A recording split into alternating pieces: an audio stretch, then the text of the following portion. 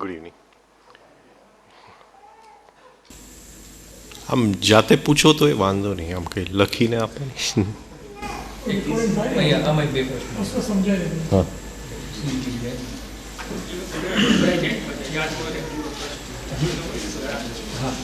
ઓલું શું પ્રશ્નનો જવાબ આપવો પડે, ઓલો વ્યક્તિને જવાબ આપી શકાય.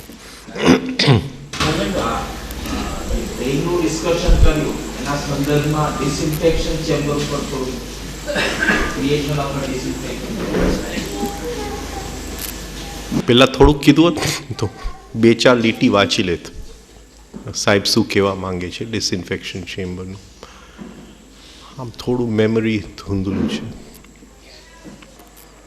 સી, સાધક જ્યારે સાધનાની શરૂઆત કરે છે ઇઝ વેરી વલ્નરેબલ. એટલે કંઈ પણ એવો ઇન્ફ્લુઅન્સ આવે તો એને સાચવવો પડે છે શરૂઆતની અંદર. સ્કૂલમાં કોઈ નવો આવ્યો હોય એને તરત જ શોક ટ્રીટમેન્ટ ન અપાય.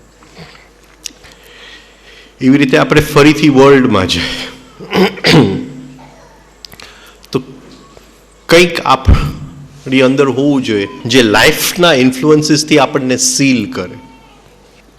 એને સાહેબે નામ આપ્યું ડિસઇન્ફેક્શન ચેમ્બર. લાઈફ ઇન્ફ્લુઅન્સીસ ખતરનાક હોય છે અને જે થોડું ઘણું અંદર ખીલ્યું છે, હા, એને મુરઝાઈ જવું કે ખલાસ થવું બહુ ઇઝી છે. એટલે એ સાધકે એવું કંઈક કરવું પડે કે થોડો સમય લાઈફના ઇન્ફ્લુઅન્સીસ જે છે એને અસર ન કરે. હવે એને યોગની ભાષામાં ડિસઇન્ફેક્શન ચેમ્બર. એટલે લાઈફના જે એકદમ પાવરફુલ ઇન્ફ્લુઅન્સીસ એ થોડા એને સબડ્યુ થઈને અંદર આવે. એટલે હી સીલ્ડ. જેમ આપણે એક કિલ્લામાં રહેતા હોય તો આપણે બહારથી કોઈ આપણને અટેક ન કરી શકે. તો એવો એક જો ઓરા બને, કંઈક એવું શીલ્ડ જો અંદર બને, મને એક્ઝેક્ટલી એનું યાદ નથી આવતું ટર્મ. જો તમને યાદ હોય તો મને જરાક કહો તો. એક્સરસાઇઝિસ અને કરેક્ટિવ મેથડ્સ આપેલી છે એના સંદર્ભમાં એક જ જગ્યાએ આ વર્ડનો ઉપયોગ કર્યો. એટલે તમે સવારે જે વાત કરી કે અમુક અંદર રહેલી પેટર્ન, હા, અમુક પેટર્ન્સ એટલી નબળી પડી જાય છે પછી એને અનુરૂપ જે ઘટના આવતી હોય ને એ ઘટના પોતે નબળી પડી જાય. ના ના, એ નથી. આ શું છે કે એને ક્યાંય આ એક્સપ્લેનેશન કર્યું નથી. વોલ્યુમ 1માં સેજ કર્યું છે અને રેલેનું યોગ સૂત્ર આપણે, હા, ઇનર ડિસિપ્લિનમાં થોડુંક છે. હા, રેલે છે ને એ મારા ઉપર રૂમમાં પડ્યું છે. એની અંદર એ રેલે લખેલી ચોપડી છે. એની બાજુમાં સાહેબના એકદમ ઝીણા અક્ષરે નોટ્સ છે. એમાં એક નોટ ડિસઇન્ફેક્શન ચેમ્બરની છે. એ થોડુંક હું વાંચી લઉં તો હું સમજાવી દઈશ એમને શું છે.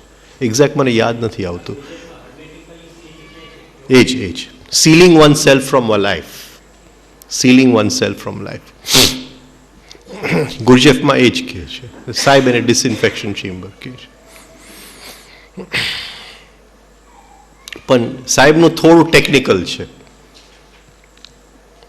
જે ઇનકમિંગ ઇમ્પલ્સ મણિપુરને અડીને જાય છે એ થોડું એનું પેસેજ વે બદલાવી નાખે છે, કુંડલીને અડીને જાય છે.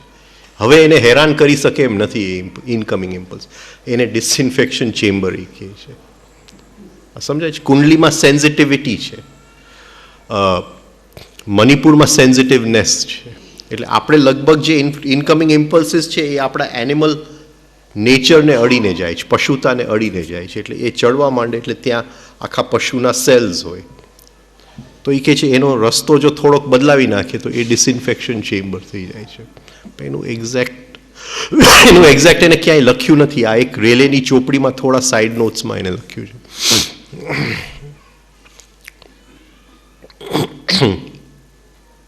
પણ વસ્તુ એ જ છે જે ગુરજેફ કહે છે seal your self from life, એટલે હવે જીવન તમને અસર ન કરી શકે.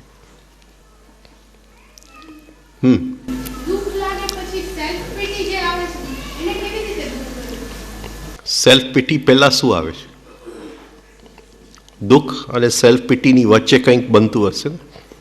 સેલ્ફ પિટી એટલે જરા એટલે દરેક વાતે એક વખત દુઃખ લાગે પછી દરેક નાની બાબતમાં સેલ્ફ પિટી એમ થાય કે અથવા રડવું આવ્યા કરે એવું થાય. ને સેલ્ફ પિટીની પહેલાં થોડું અકાઉન્ટિંગ થાય તો જ સેલ્ફ પિટી આવે. મારો પોઈન્ટ આવે કે એની સાથે ન્યાય થયું છે, મારી સાથે અન્યાય થયું છે. હા, હું દુઃખી છું પણ મને કોઈ પૂછવા આવતું નથી. થોડું કંઈક અંદર અકાઉન્ટિંગ થવું જોઈએ, કંઈક આ સમજાય છે તો સેલ્ફ પિટીની સ્થિતિ આવે. હા, કે હું માંદો પડ્યો છું કે કોઈ પૂછવા નથી આવ્યું, સેલ્ફ પિટીની સ્થિતિ આવી.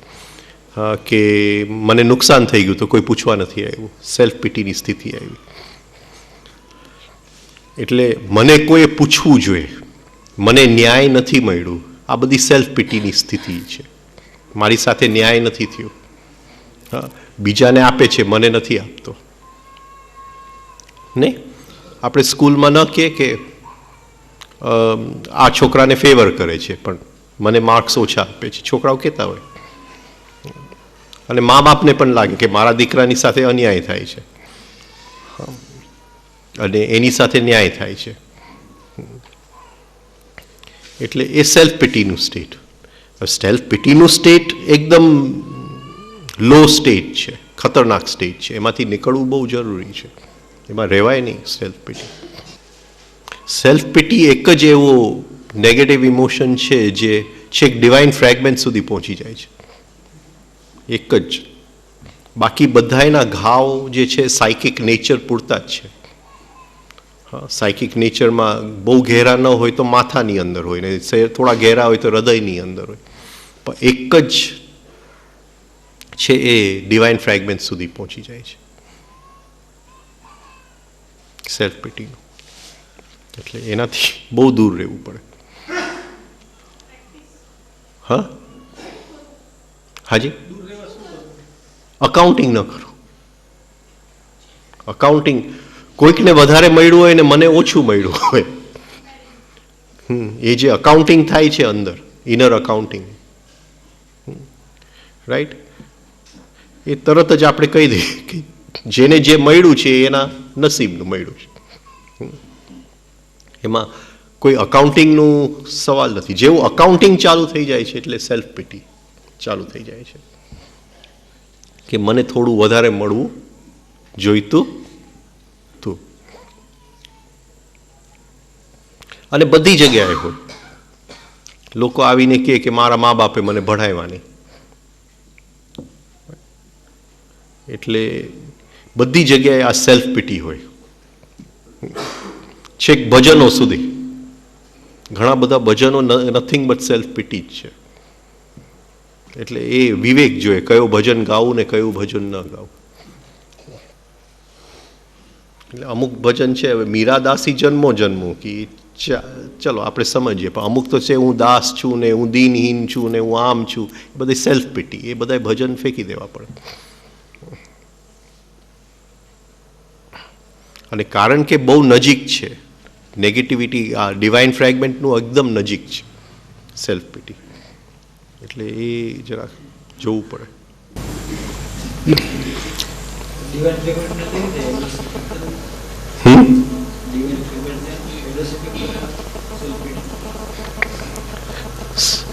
સેલ્ફ પિટી એટલે જે આપણું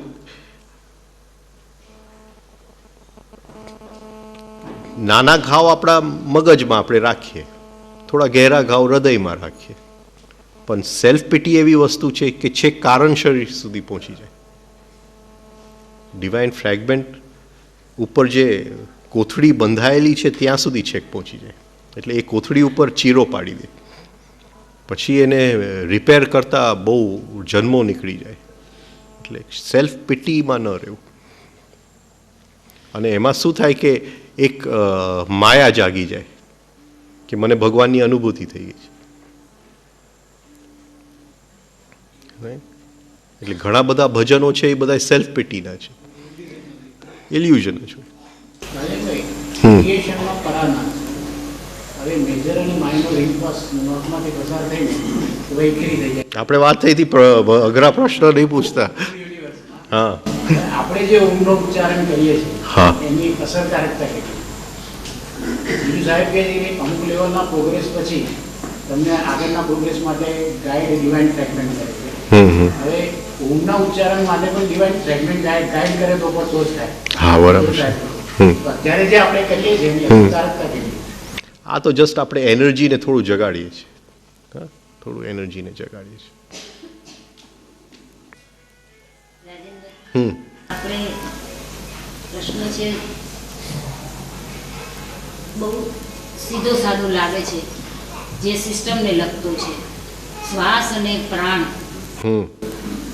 એને માટે સુધારવા માટેની ક્વોલિટી, ગુણવત્તા સુધારવા માટે શ્વાસની અને પ્રાણની ગુણવત્તા સુધારવા માટેની આ સિસ્ટમમાં આપણે આગળ ચ્યવનપ્રાશ ખાવો, વિશેષ સોના ચાંદી સારું આવે. વિશેષ પ્રયત્નમાં આ ચ્યવનપ્રાશ કરીએ. હું આ સિસ્ટમમાં પ્રેક્ટિકલ થવા માટેની વાત. શું છે સુધારવું શું છે તમારે? શ્વાસ અને પ્રાણ તમારી અંદર 32 ગુણ છે, તમે ફિકર કરો માં. હા નહીં, બોલો શું એટલે ગુણવત્તા હું સમજતો નથી, તમે શું કહેવા માંગો ગુણવત્તા? શ્વાસ અને પ્રાણની ક્વોલિટી સાહેબે એક વખત લખ્યું છે કે યુગોથી આપણો પ્રાણ બગડેલો છે, એની ક્વોલિટી સુધારવા માટે આ શ્વાસની જરૂર. શ્વાસની રીતથી વ્યક્તિગત પ્રાણ સુધરશે. તો તમે જુઓ ને તમારું સુધરી ગયો કે નહીં, આટલા તમે ઘેરા પ્રશ્ન પૂછો છો. હા આપણે આ સિસ્ટમમાં ઉતરેલા છીએ એટલે વિશેષ કંઈક પ્રયત્ન કઈ રીતનો કરીએ, રિફાઇનિંગ ને જે સાહેબે આપે છે વસ્તુઓ એ તો કરો છો ને.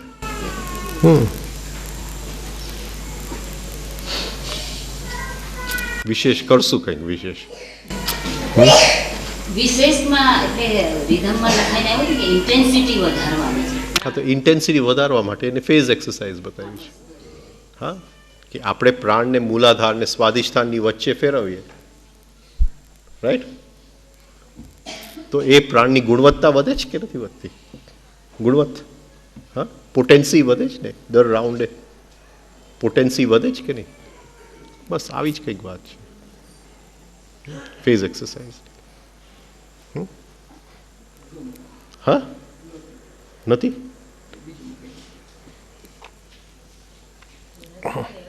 મારા હમણાં મેમરીમાંથી બહાર નીકળી ગયું છે.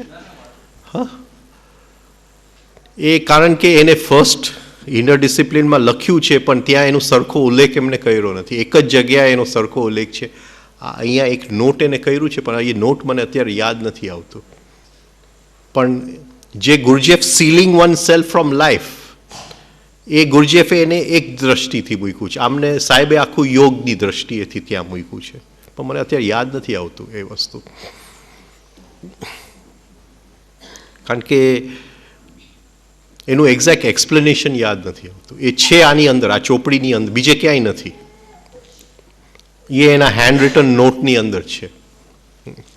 તમારી પાસે છે એ ચોપડી? મારું લઈ જજો. આપણે સુખની અનુભૂતિ તો અહમ જ ખાઈ જાય, કેમ કે સુખની અનુભૂતિમાં આપણે જાગૃત નથી રહી, અહમ લઈ જાય એમ.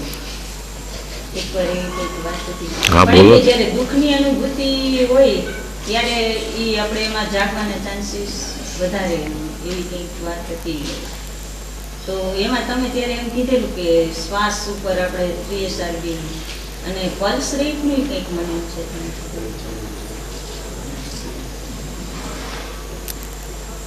હું બોલવાનું બંધ કરી દઉં થોડો વખત, એટલે જેટલી ખીચડી રંધાઈ છે ને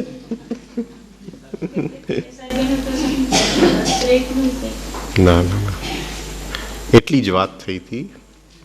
કે જ્યારે આપણે દુઃખી થાય છે તો દુઃખનો ઘાવ અહમને લાગે છે, પણ દુઃખી જીવ થાય છે, એમ વાત થઈ હતી.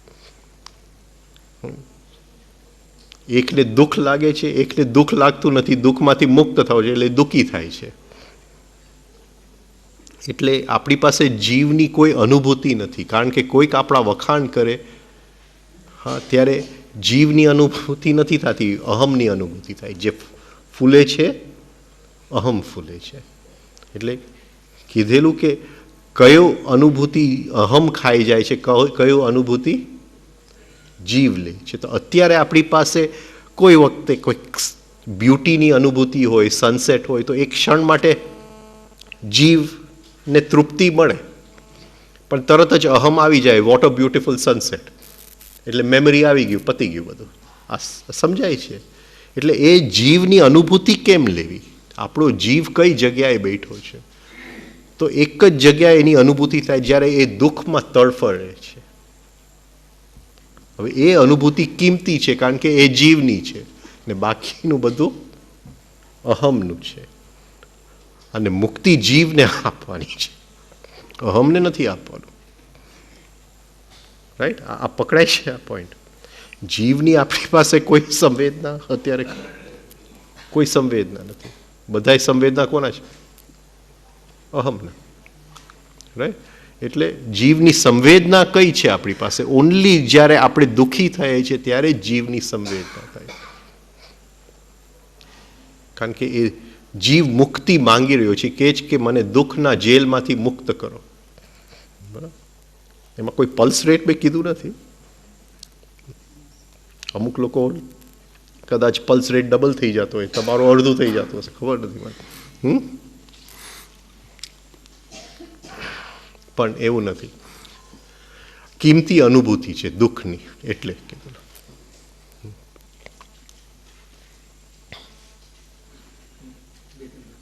હા, બોલો બોલો. ઘણીવાર ગમતા ભજનો સાંભળતા હોઈએ, આંખ બંધ કરીને સાંભળતા હોઈએ, ત્યારે ક્યારેક બહાર જે ભજન ચાલતું હોય એ જ અંદર પણ ચાલુ હોય, અને બંને એકસાથે સંભળાતા હોય છે. એ દરમિયાન ખૂબ જ આનંદ આવે છે, આંખ ખોલવાનું મન ન થાય. તો આ વિશે કંઈક પ્રકાશ પાડશો કે એ સંસ્કાર હશે કે સ્મૃતિ? મને સમજાણો ને પ્રશ્ન. એટલે એ ભજન સાંભળતો હોય પછી અંદર એ વાગતું હોય છે, અને બે એક સાથે સંભળાતા હોય છે, બાર એ વાગતું હોય.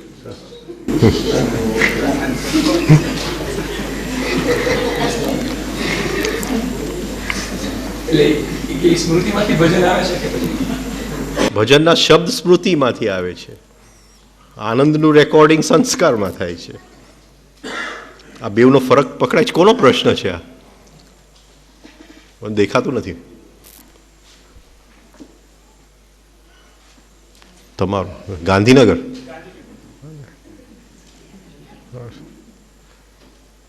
કયો ભજન સાંભળો તમે?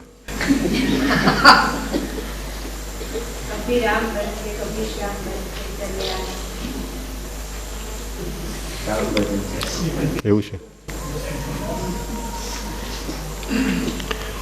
બની શકે તે જે લોકોને અનુભૂતિ થઈ હોય એના ભજનો સાંભળો.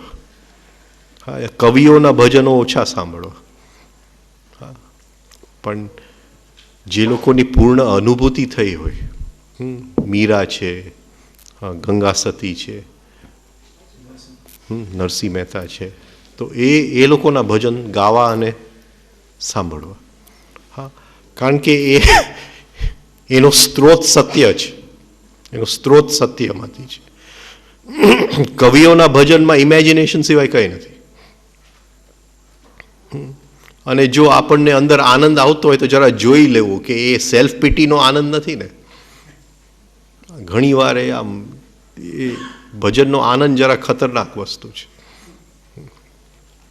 અપલિફ્ટમેન્ટ થવું છે ભજનની અંદર, અપલિફ્ટમેન્ટ થવું છે. પણ એક અંદર રડવું આવતું હોય ને આ આવતું હોય તો પછી ફસાયા કંઈક નાટકની કંપનીની અંદર. આંખમાં આંસુ આવતા હોય તો એ બધી નાટક કંપનીમાં ફસાયા. એટલે જે ભજનો એનલાઇટન લોકોના ભજન હોય એ સાંભળવા. આ બધા જે હવે રામ આવશે ને કૃષ્ણ આવશે તે કોઈ દી આવવાનો નથી, છે જ, પછી આવવાની શી જરૂર છે? કોઈ કવિઓના ભજન છે, ફિલ્મના લેખકોના ભજન હોય, એમાં કોઈ હોય નહીં. એના કરતાં ફિલ્મ જોઈ લેવું, પિક્ચરનું ગીત ગાઈ લેવું. રાજનભાઈ, ગંગા સતી છે, કઈ ટેકનિકથી આ ઉપલબ્ધ થાય? શું આજે એનલાઇટન થયા? હું થાઈશ પછી કહીશ. હા, થાઈશ પછી કહીશ. આપણા ઇમ્પલ્સિસ ને એમાં બધામાં પડવું પણ એમની ટેકનિક ઈઝી નહીં હોય. તે વખતનું મગજ અલગ હતું ને, એક મગજ હતું. એટલે લોજિકલ બ્રેઇન એટલું પાવરફુલ નહોતું. છેલ્લા 100-150 વર્ષની અંદર બ્રેઇન એટલું બધું પાવરફુલ થઈ ગયું છે, એટલું બધું ઇન્ફોર્મેશન. એને ભક્તિ કરવું હોય તો ભક્તિનું ઇન્ફોર્મેશન ભેગું કરશે. હા, એ પ્રશ્ન પૂછશે કોઈકને કે હું ભક્તિ કરું કે જ્ઞાન કરું, તો જ્ઞાન જ કરવાનું હોય. અને એટલું બધું મીડિયાનું બોમ્બાર્ડિંગ છે. હવે કંઈક કોઈકના ઘરે જાય તો ગાયત્રી મંત્ર ચાલતું હોય, ઓલા શેની અંદર, હા, આઈસીની અંદર, ઓમ ભૂભ સ્વાહ. હવે આપણું મગજ ફરી જાય અને એ કે હું આખો દિવસ ગાયત્રી મંત્ર ચલાવતું હોય છે. હા, એટલે આની અંદર હવે ભક્તિને ક્યાં શોધો? આ સર્કિટોની અંદર હૃદયની બદલે સર્કિટ આવી ગઈ. શક્ય નથી ને, શક્ય નથી. જૂના બ્રેનથી શું થતું? જૂનામાં જે બ્રેન હતા એનાથી ભક્તિ માર્ગમાં જલ્દી આગળ જવાતું આગળ. હા, એટલે લોજિકલ બ્રેઇન તરત શાંત થઈ જતું હતું. આ લોજિકલ બ્રેઇનને તમે હિપ્નોટાઇઝ કરો છો. ઓમ ભૂ વસ્તુ તમે કેવું આમ તમે સાંભળ્યું છે એ કોઈકના ઓલામાં કંઈક ફોનમાં કોઈક વાર વાગતું હોય છે. હા, ગાયત્રીનું કેમ ખૂન કરવું ને?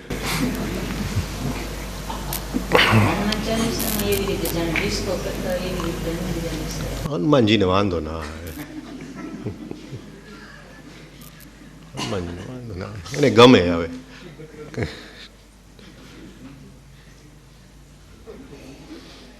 આમે એ બધું એ ભૂત ને પિશાચ ને બધાની પાછળ ભાગતા હોય તો ચાલે.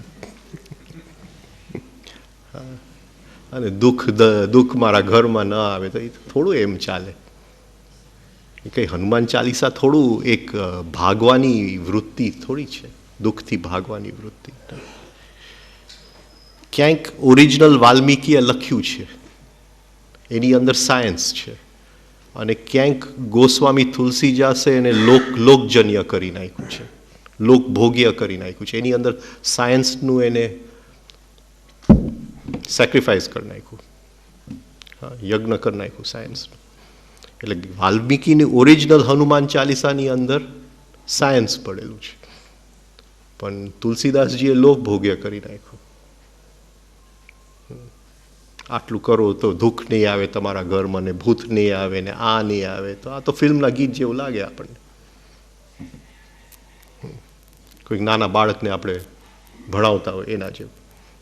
આ સમજાય છે? એટલે ઓરિજિનલ હનુમાન ચાલીસા કંઈક જુદું જ છે, પણ એ હવે ક્યાંય દેખાતું નથી. એમ કે હા, દુઃખથી ઉપર ઉઠો, દુઃખને સહન કરો, શક્તિ લ્યો, તો હું સમજું કે એક સાધકને માર્ગ બતાવે છે. પણ આ તમે ગાશો એટલે તમારા ઘરમાં દુઃખ નહીં આવે, તો આ બધી શું છે? એ માણસને હિપ્નોટાઇઝ કરવાની વાત છે. એને લોકભોગ્ય કરી નાખ્યું. આખું રામાયણને લોકભોગ્ય કરી નાખ્યું. અને જ્યારે સંસ્કૃતમાં ઓરિજિનલ હતું ત્યારે સાયન્સ હતું, કોઈ જુદી ગહેરાઈ એની અંદર. આખી વાત જ અલગ હતી. સેન્સિટિવિટી કેમ વધારે એવો પ્રશ્ન, એટલે ઉત્તેજનાને કેમ ઓછી કરે?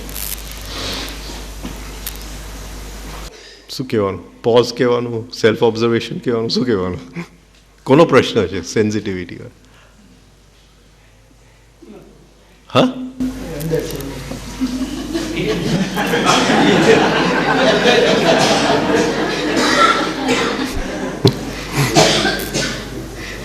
પત્ની આવ્યા?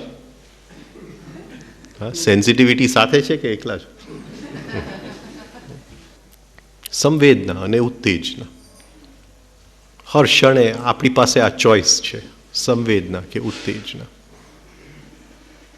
આ નથી ગમતું તો ઉત્તેજના, આ ઠંડુ છે તો સંવેદના.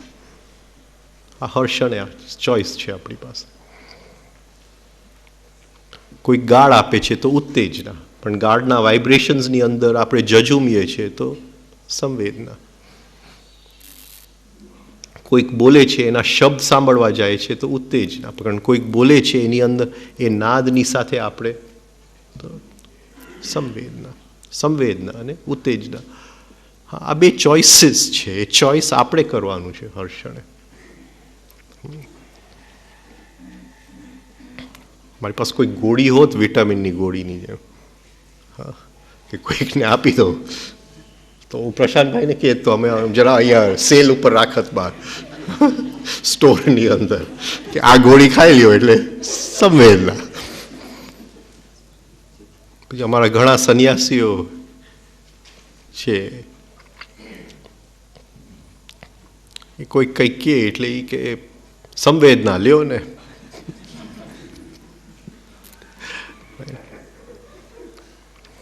મારા એક મિત્ર હતા, બહુ સારા મિત્ર, નથી હવે શરીરમાં, તે જામનગરના હતા.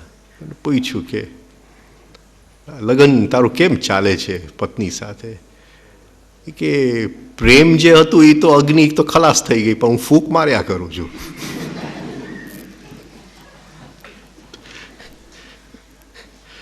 શું કરવું હવે? ઉત્તેજના થોડીક તો જોઈએ ને ક્યાંય.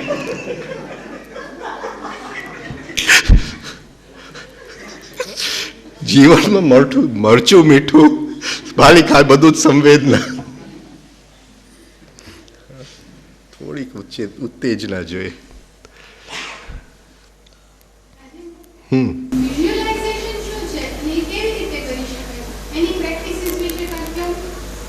એક જ પ્રેક્ટિસ કહું, મીણબત્તી લ્યો, મીણબત્તી પેટાવો અને રિફાઇનિંગ કરો. મીણબત્તી સામે મૂકો, રિફાઇનિંગ કરો અને મીણબત્તીને અંદર પકડી રાખો. મીણબત્તી અંદર પકડાતું બંધ થઈ જાય, આંખ ખોલો, મીણબત્તીને જો, ફરીથી અંદર પકડી રાખો. આ રીતે વિઝ્યુલાઇઝેશનની શક્તિ ખીલશે. ધારણા શક્તિ એને કહેવાય. વિઝ્યુલાઇઝેશનની શક્તિ, ધારણા શક્તિ. એ ધારણા શક્તિ આપણી બહુ કિંમતી વસ્તુ છે. એટલે જેટલી આપણે વધારી શકીએ, છોકરાઓને બીજું કંઈ પણ ભણતર ના આપે, ખાલી ધારણા શક્તિ કેમ વધારવું એ શીખડાવીએ તો બહુ મોટું કામ થઈ જાય. આપણી બધી એજ્યુકેશન ધારણા શક્તિનું ફ્રેગમેન્ટેશન કરી નાખે છે, એના ખંડ પાડી દે છે, ખંડિત કરી નાખે છે. એટલે માણસ જન્મે છે ત્યારે આટલી ધારણા શક્તિ લઈને આવે છે, પણ મરે છે ત્યારે સેજ પણ હોતું જ નથી. અને સૌથી કિંમતી વસ્તુ છે ધારણા શક્તિ. To hold, the capacity to hold. આપણે કઈ વસ્તુ પકડી જ નથી શકતા. કોઈ કે હજી કંઈક કીધું છે ત્યાં તો આપણે એને હોલ્ડ જ નથી કરી શકતા. અંદર હોલ્ડિંગ કેપેસિટી, ધારણ કરવાની શક્તિ. તો વિઝ્યુલાઇઝેશન એની ચાવી છે. બીજું છે કે બે આયામ છે. એક આયામ દેખીતું આયામ છે અને એક આયામ અદ્રશ્ય આયામ છે. અને એ અદ્રશ્ય આયામમાં કંઈ મૂકવું હોય તો એ ધારણા શક્તિની જરૂર પડે, વિઝ્યુલાઇઝેશનની જરૂર પડે. તો સપોઝિંગ હું એક ગાડી લઉં તો જે લોકો કહે છે કે એ ગાડી સૂક્ષ્મ જે દુનિયા છે એમાં તો ઘણા વખત પહેલાં લેવાઈ ગઈ હતી, આ તો ખાલી અહીંયા પહોંચી મારી પાસે. તો આપણે ગણીએ કે સૂક્ષ્મ દુનિયામાં 6 મહિના પહેલાં લેવાઈ ગઈ હતી ને અહીંયા મારી પાસે 6 મહિના પછી પહોંચે છે. તો એ સૂક્ષ્મ દુનિયામાં મારે કંઈ મૂકવું હોય તો એની ટેકનિક વિઝ્યુલાઇઝેશનની, ક્રિએટિવ વિઝ્યુલાઇઝેશનની છે. તો એના બધા ઘણા બધા ટેકનિક્સ છે, કેમ મૂકવું ને આ કરવું ને શું બોલવું. હા, એ બધા વિઝ્યુલાઇઝેશનની ટેકનિક્સ. એમાં ઘણા લોકોના, એમાં ઘણી બધી ચોપડીઓ. કોણ છે એલો બહુ famous? creative visualization, Joe Silva, the Silva method of mind control, Silva man, huh? Joe Silva, huh? Murphy, નહીં, જો સિલ્વા, this Silva.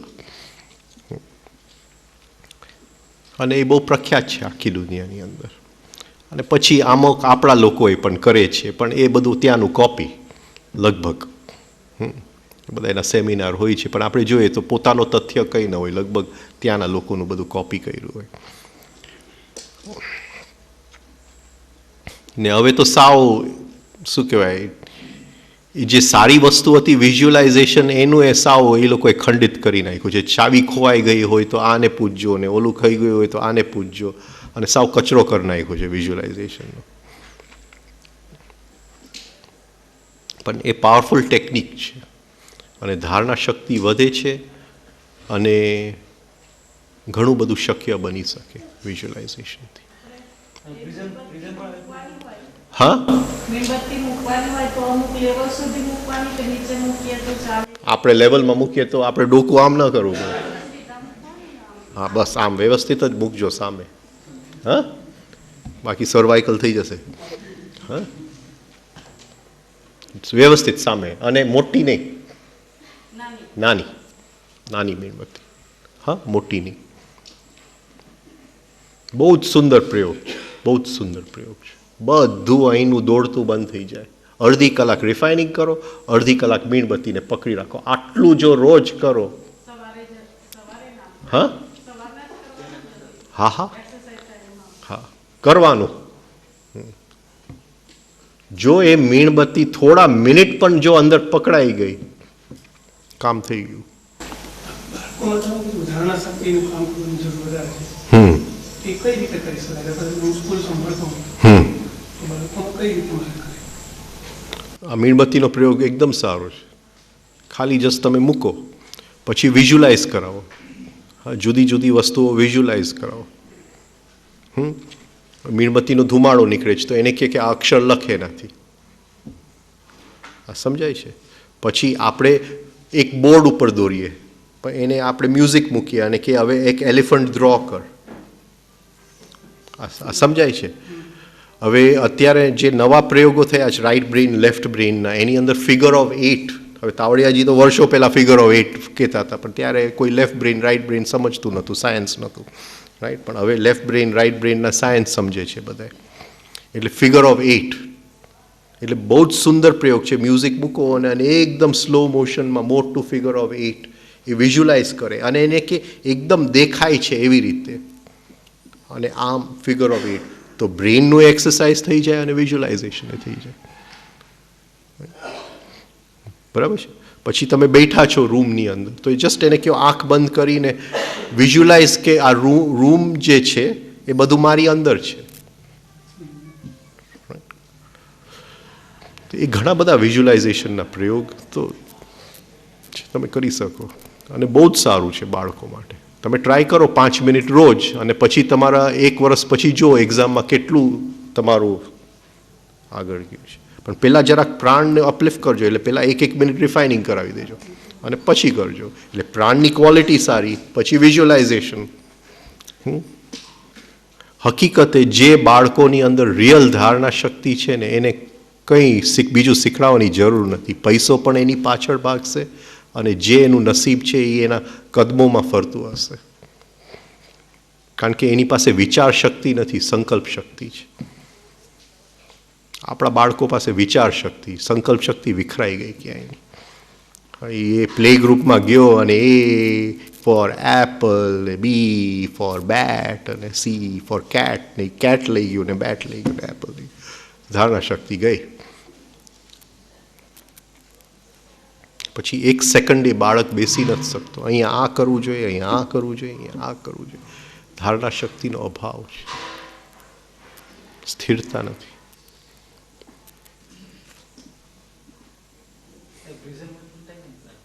હા, પ્રિઝમ હેલ્પફુલ થાય, પણ પ્રિઝમનો લક્ષ્ય જ જુદો છે. પ્રિઝમનો આખો લક્ષ્ય જ જુદો છે. ક્રિસ્ટલ ગેઝિંગ હેલ્પફુલ થાય. જે ક્રિસ્ટલ બોલ હોય એની અંદર ગેઝિંગ બહુ હેલ્પફુલ થાય, ક્રિસ્ટલ ગેઝિંગ. હવે પહેલાં બધું કરેલું છે, અત્યારે હવે યાદ નથી આવતું. એકચ્યુઅલી તાવડિયા સાહેબે પોતે શીખડાવ્યું છે મને ક્રિસ્ટલ ગેઝિંગ કરવાનું. એટલે આમાં એવું થશે ને કે જ્યોત જોતી વખતે આપણે આંખો ખુલ્લી રાખીને વિઝ્યુલાઇઝેશન કરવાનું નેક્સ્ટ હશે. ને જ્યોત આંખો સામે છે તો કેવી રીતે વિઝ્યુલાઇઝ કરશું? પછી પેલું તમે દ્રશ્ય વસ્તુનું કીધું ને, કે આમાં દ્રશ્ય વસ્તુ તમે પેલું એક્ઝામ્પલ આપ્યું કારનું ને કે ઘણા હા, તો એ અદ્રશ્ય વસ્તુ જોતી વખતે તો આપણે પાછું વિઝ્યુલાઇઝેશન કરશે કે આંખો બંધ કરવાની. ને આમાં જ્યોત ને કાર ને બધું ભેગું કેવી રીતે થઈ ગયું? તો વિઝ્યુલાઇઝેશન કરતી વખતે અદ્રશ્ય વસ્તુ જો મૂકવી હોય એમાં તમે કહો ને કે પ્રેક્ટિસની અંદર ઘણું બધું મૂકી શકાય. હા, એટલે એ વિઝ્યુલાઇઝેશનની અંદર જે પ્રયોગ છે એમાં મારે કંઈક વસ્તુ જોઈએ છે તો એ હું હાયર માઇન્ડને મૂકી શકું છું કે મને એ વસ્તુ જોઈએ છે. એની ટેકનિકો છે, એ વિઝ્યુલાઇઝેશન એની ચાવી છે, એમ વાત કરી. પણ વિઝ્યુલાઇઝેશનની શક્તિ કેળવવા માટે આ જ્યોતનો પ્રયોગ કીધેલો. રાઈટ, રિફાઇનિંગ કરો અને જો કંઈ મૂકવાની જરૂર જ નહીં પડે. તમે આ એક ખાલી જ્યોતનો પ્રયોગ કરશો ને, બર્થડે કેન્ડલનો પ્રયોગ, કંઈ કરવાની જરૂર ન પડે, એની મેળે એ શક્તિ આવી જશે. આપણો રસ્તો બેન છે ને ઓબ્ઝર્વેશનનો રસ્તો છે. જે આપણો ભાગ સુષુપ્તામાં છે એને જાગૃતિમાં લઈ આવવાનો રસ્તો છે. હા, આ બધી જે ટેકનિકો છે સારી છે, પણ એમાંથી આપણી જાગૃતિ નથી વધતી. એ જાગૃતિના રસ્તે ઉપયોગમાં આવે તો એ જ્યોતનો પ્રયોગ બરાબર છે. હવે આવતીકાલે કંઈક માંગ્યું અને જો આવી પણ ગયું, હા, પછી તો ગમે એવું કરું. હવે અલાદીનનો કિમિયો છે, ગમે એ કરું. હવે એક દી મને પત્નીનું મોઢું ન ગમતું હોય તો હું આમ જરાક ઓલા જીનને કહી દઉં કે આમ ખબર નહીં. હા, એટલે પણ ધારણા શક્તિ કિંમતી છે, માગવું કિંમતી નથી. ધારણા શક્તિ કિંમતી. બોલો, હજી પ્રશ્ન છે?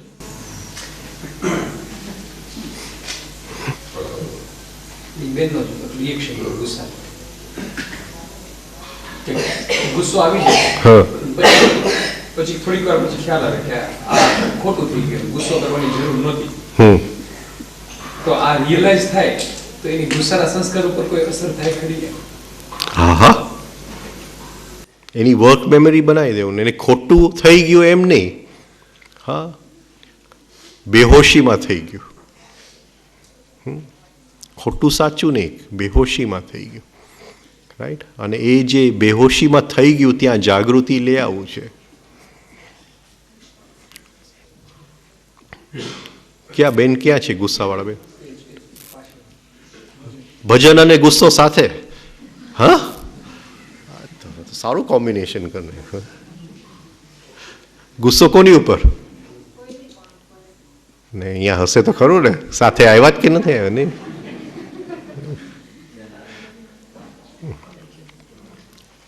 મને મોડું નથી સરખું દેખાતું, ચશ્મા પહેરીને જોઈ લો કે ગુસ્સો કેવો છે. ઠીક, આ તો જાનીભાઈના વાઈફ છે તો બરાબર. હમણાં એનું શરીર બહુ ઘટી ગયું જાનીભાઈ.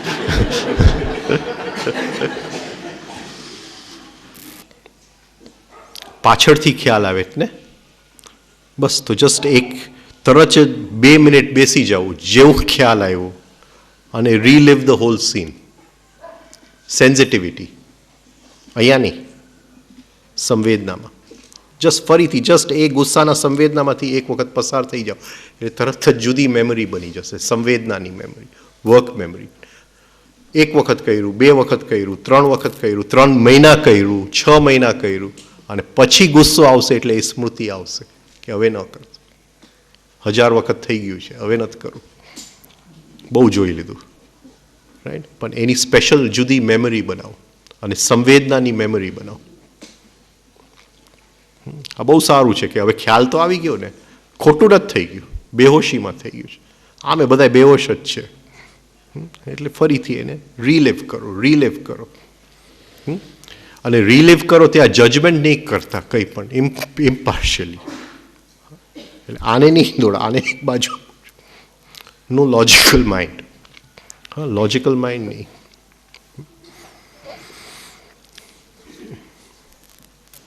સિમ્પલ ફેક્ટ છે ને. હું તમને એકને એક વાર્તા કર્યા કરું તો તમે કંટાળી જાઓ, રાઈટ? એવી રીતે એ અંદર એની સ્પેશિયલ મેમરી થશે. એટલે હવે ગુસ્સો કરવા જાઉં છું તો તરત અંદરથી કહેશે કે આ એકને એક શું કરે છે, કંટાળો નથી આવતો, બંધ. તે દિવસથી ગુસ્સો બંધ.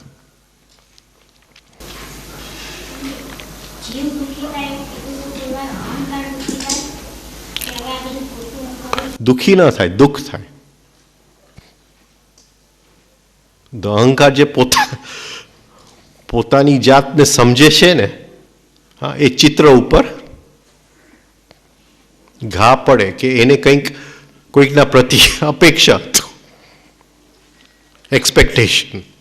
તમારે હા પ્રદીપભાઈ પ્રત્યે કંઈક એક્સપેક્ટેશન હોય અને એ ફૂલફિલ ન કરે, એ તમારી વરસગાંઠ ભૂલી જાય.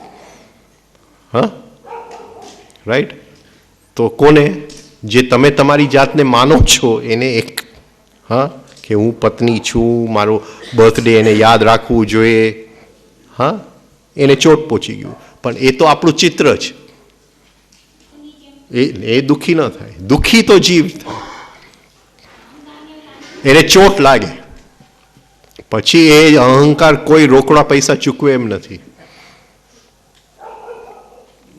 રોકડા પૈસા તો જીવ જ ચૂકવે.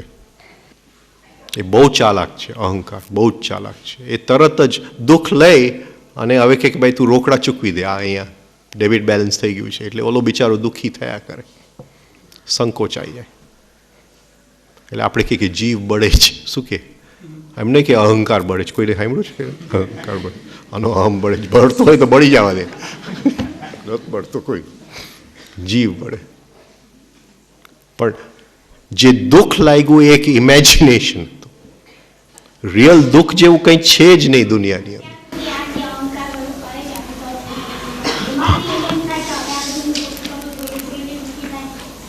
હા, એને દુઃખ લાગે, દુઃખી નથી થતું. તમે સમજ્યા નહીં બેન. એને ઘાવ લાગે છે, પણ ઘાવનું દુઃખી કોઈક બીજાની ઉપર ઢોળી દે છે, પછી એ બળતો નથી.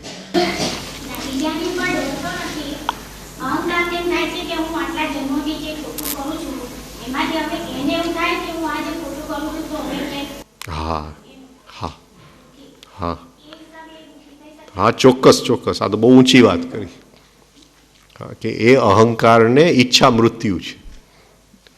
એ નક્કી કરે કે મારે સાધના કરવી. શેની માટે? આપણી જાતને ઓગાળવા માટે. તો જ એ મરી શકે, બાકી એ મરતો નથી. એ એને જ નક્કી કરવું પડે.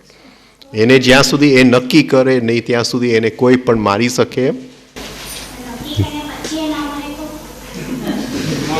વાર લાગે, વાર લાગે. પછી મહાભારતનું યુદ્ધ વખતે ભીષ્મ ઓલા સૂઈ ગયા ને પછી મયરા તો છેક યુદ્ધ પછી મયરા. વાર લાગે, પણ એને નિષ્ક્રિય કરી શકાય. નિષ્ક્રિય કરી શકાય, યાત્રા આગળ ચાલી જાય. અને એ ક્ષણ ક્ષણની વાત છે. એવું નથી કે મોટું યુદ્ધ રમવું પડે. હા, જાતે જ જાતે જ, એટલે પોતે જ શું થઈ જાય?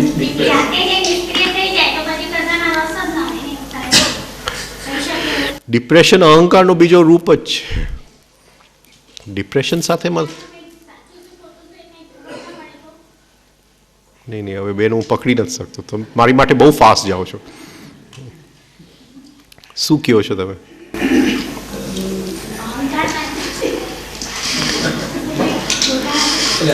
અહંકાર ખાતે જ બધામાં રસ લેવાનું ઓછું કરવા મળે છે. એવું નથી. એવું કહે છે કે અહંકાર બેસી થઈએ તે નમાલા થઈ જાય એવું.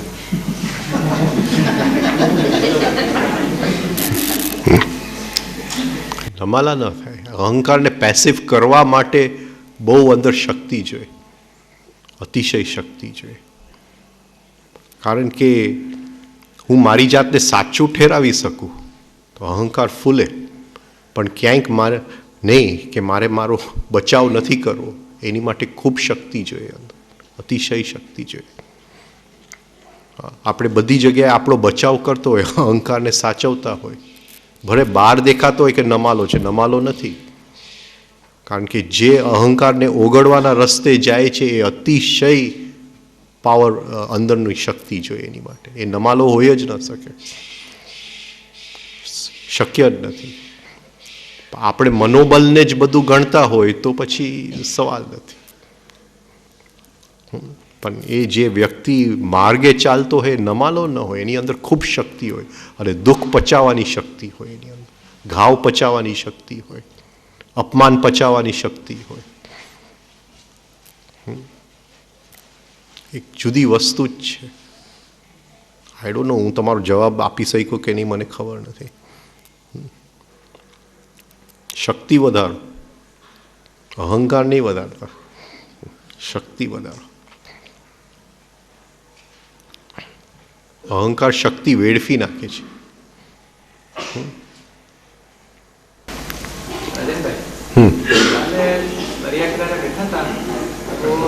સ્મૃતિમાંથી એક જૂની વસ્તુ યાદ આવી, બહુ દુઃખદ ઘટના, નાના ભાઈ સાથે સંકળાયેલી.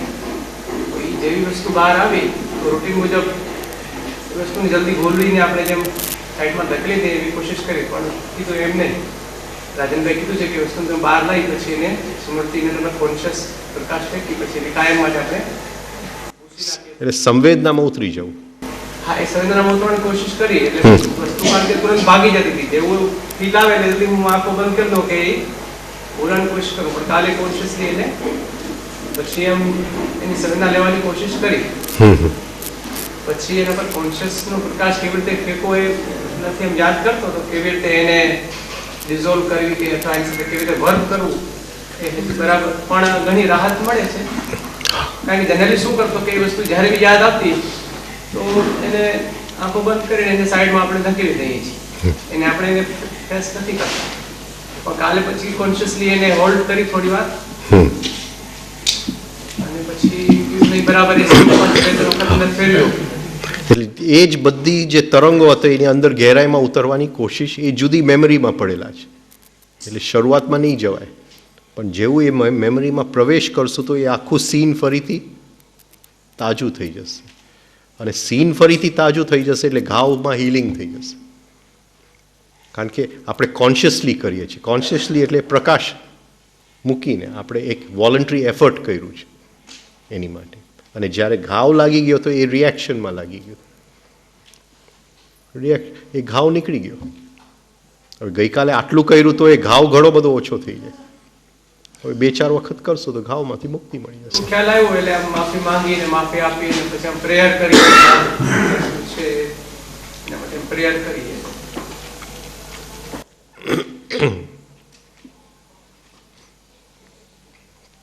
માફીની સંવેદના લેવું,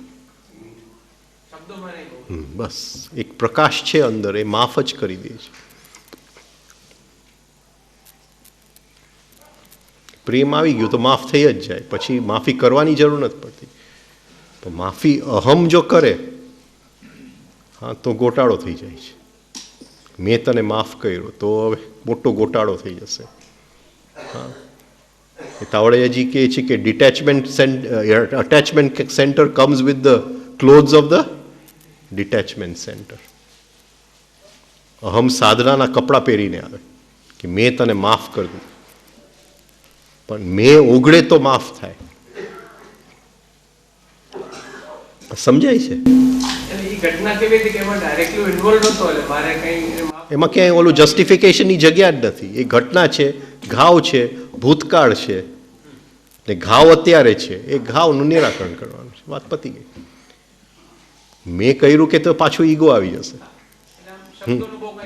કામ જ નથી. લોજિકલ જસ્ટ સંવેદનાનું જ કામ છે અને કોન્શિયસનેસનો પ્રકાશનું કામ છે. બસ 2 જ વસ્તુ છે. લોજિકલ બ્રેન આવી ગયું અંદર કે મેં તો એને કંઈ કર્યું નથી, એને મારી સાથે સમજવામાં ભૂલ થઈ ગયું, તો પછી ગોટાળો થઈ જશે આખું. આપણે કંઈ સમજી નથી શકતા ને કોઈ આપણને સમજી નથી શકતું.